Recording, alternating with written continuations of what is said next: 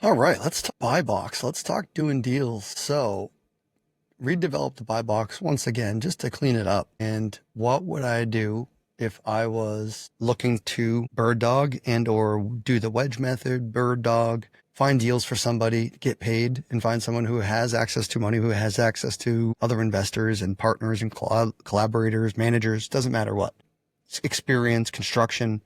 So align yourself with the right people, but also make sure there's a crystal clear vision and that you can actually go execute. But some of this really is so simple, and that if I were to do it over again, or if I was to bird dog myself, which I wish I had the time to, there's a lot of low hanging fruit that's I think so easy to obtain, rather than someone who needs the right deal or the right numbers to work. Sometimes just getting the deal itself on creative terms is just enough. And what I mean by that, I'll explain.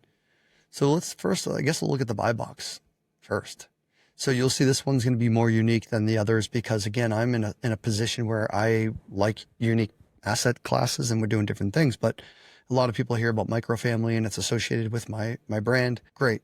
Microfamily is more than just a church or a school or something like that. It's really just taking and multiplying into either smaller units or just more units and doors for a diverse exit. So short term, medium term, long term, co-living.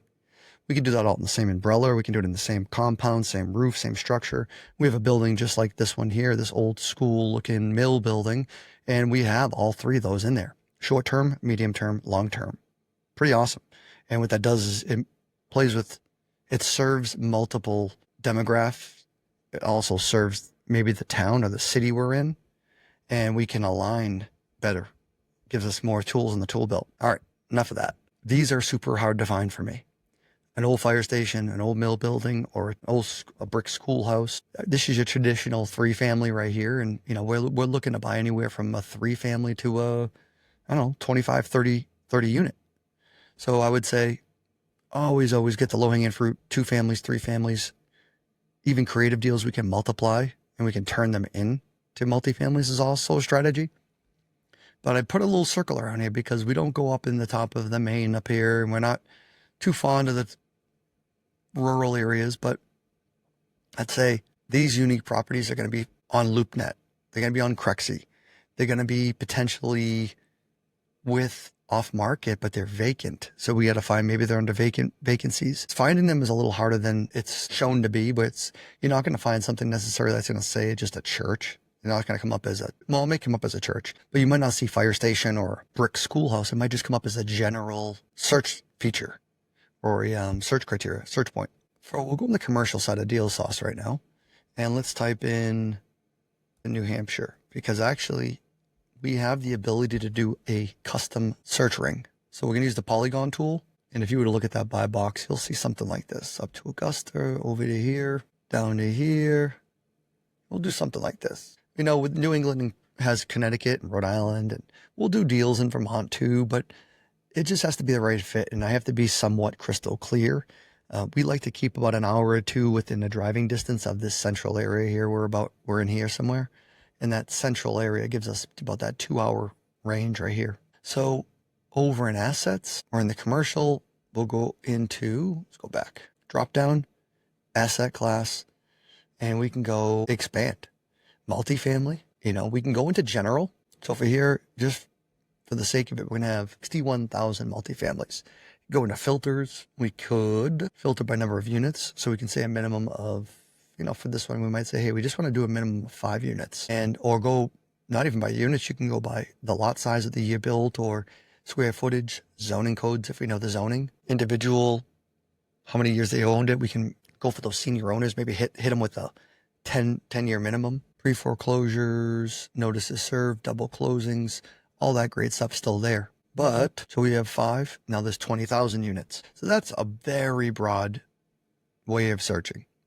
Let's go a little bit niche. Let's get rid of this. Let's say, do we have on market yet? We don't have on market yet. Active listings. Ooh, it's on there. That's new. It's brand new. These are active multifamilies on market. Look at that. That's a triplex. 3 cabins right on Alton Bay. Pretty awesome. What are they looking for? 2.2 million. It's been on for 22 days. Call, ask about creative finance. That simple. Hey, would you ever consider, do you have tax implications to worry about? You know, let's see what he bought it for. Yeah, he may have a $300,000 mortgage on it. Do you have any tax implications if you received $2 million right now? Oh, I'll roll it into a 1031 exchange. Oh, you must have a property or an asset you're going to roll it into already. Stock market took a big tumble. I don't think you're going to be putting into that anytime soon, unless you're going to buy when it's low. So there's a lot of ways we can combat this and have a conversation just around what it is they're looking to achieve. And maybe we can backfill that. So this is all these could be microfamily properties. Guilford, really cool. So that's just one avenue right now. Active, all right, there's an active, but we're also gonna go, we can search by last sale date. So how long have they owned the asset for? Loan to value. So let's get out of this. You know what, maybe we can search, because I'm doing this brand new. We'll go into the assets or remove the apartment. Let's go into general, because general is so vague. But look at that. We have 369 buildings, and then we can look at the photos. Lowell, Mass is a commercial building. I would do that up in here. Durham. What's this all about? Commercial. Yeah, there's some really awesome items in here. We get the beach, Hampstead, New Hampshire, 2 stories, long-term owner, free and clear, active listing.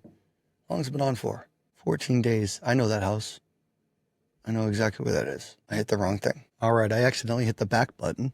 So I am back on our search feature, and we have all these assets here. What I would do, I am going to make a note that I want to be able to filter by the date it was actually listed, or days on market. So we're going to be commercial days on market and highlighting them. But I would thumb through this and, ooh, look at this one. This is probably a commercial. Yeah, it's a condo. But finding unique assets, long days on market, easiest low-hanging fruit. Gas station's not really something, but look at this. I did see this. We were supposed to buy this mill, I believe. Yeah, I was supposed to buy this years ago. This would be an insane microfamily building, and they got it ready. You know, they did the windows, white boxed it, got it stabilized. $1.3 million been on for a heck of a long time. So, you know, maybe there's a conversation piece where they'll do creative finance. See what kind of a debt they had. I think someone actually bought this for really stupid, cheap money back. We looked at it then. $200,000 they bought it for. Someone then bought it for $400,000, and then now someone had it a mortgage for $500,000. Insane. So, you know, they maybe bought it for $500,000, put $250,000 into it, and they're trying to get some of that money out, but maybe they'll do creative finance.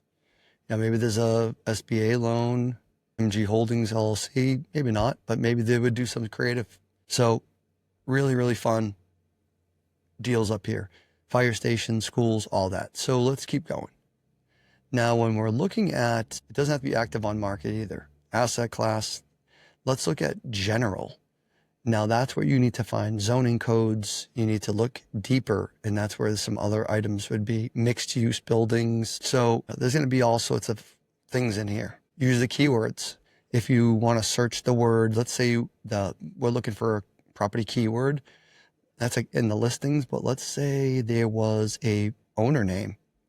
Let's say that maybe it was called, I don't know, park. Like we were thinking about a mobile home park. You can hit that and say maybe have 84. So someone's name has Elmwood Industrial Park, 2 Industrial Park, Ashley Park. But using words that will also stimulate what that asset or brand might be can help you lead to better deals and better search results. So just another little tip and trick, not a requirement. So we have general. Let's go back. So we have general, other thing, industrial. There's a lot of mills and a lot of buildings will come up as that. It may have been a warehouse. It may have been manufactured, mixed use. So really comes down to being able to search and find out what it is. Then go to special purpose. Now we were looking up schools. I've looked up schools before and they didn't really show in here. Private schools. Let's see what shows up. Probably nothing. Yeah, nothing. But I do know that they're in there. We just have to find the right way of searching them because they could be coming up as general. And what happens is the towns and cities and the tax cards don't give them a designation. They don't say it's a school. They might just say it's under general zoning.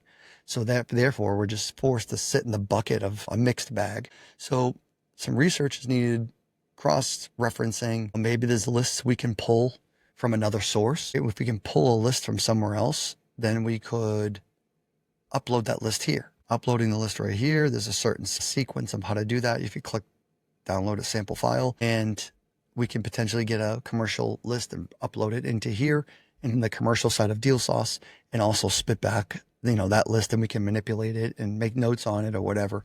But the rest of the country, we're doing the Sun Belt, doing some of these other states, microfamily, but also, multifamily is what it is, but it has to be creative, has to be, you can't do these big full-fledged renovations. And vacation properties, mountain properties, lakes, oceans, camps, those things are all awesome assets to do as well. So yeah, New England, please, please, please, if you're out there, reach out. On my buy box, I have team@realestatejustin.com. Please send any deals over there. Also, if you're looking at this on the YouTube or not, feel free to go there, or on Instagram, send me a DM if it's an emergency. Yeah, appreciate anyone and everybody who's looking at this as a bird dog or a wedge method, or just looking to bring value to somebody. That also, value goes to me. You find the deal, we pay for it, you get monetized, learn how to do deals, get to sit in the passenger seat of someone who's executing the deal is really powerful too. And it's something I always preach, something I always coach on. So appreciate you so much, and thanks for watching.